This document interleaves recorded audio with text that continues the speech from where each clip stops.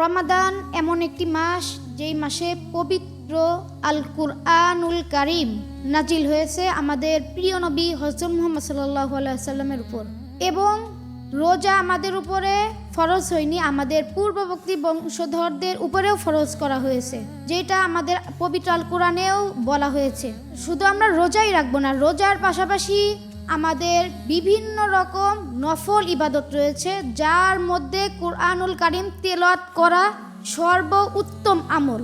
আমরা যারা কুরআনুল কারীম শুদ্ধভাবে তেলাওয়াত করতে পারি, ইনশাআল্লাহ আল্লাহ আমাদেরকে তৌফিক দান করুন, আমরা যেন প্রত্যেকে এক খতম করার চেষ্টা করব ইনশাআল্লাহ। এবং আমরা যারা কোরআন তেলাওয়াত করতে পারি না, আমাদের জন্য দুইটা কাজ অনেক গুরুত্বপূর্ণ। এক, আমরা বেশি বেশি কোরআন শ্রবণ করব, আমরা মিডিয়া থেকে হলেও আমরা কোরআন তেলাওয়াত শুনবো ইনশাআল্লাহ।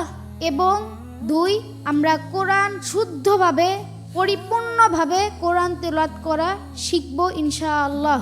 আল্লাহ তাআলা আমাদের সকলকে এই তৌফিক দান করেন, আমিন। আসসালামু আলাইকুম ওয়া রাহমাতুল্লাহি ওয়া বারাকাতুহু।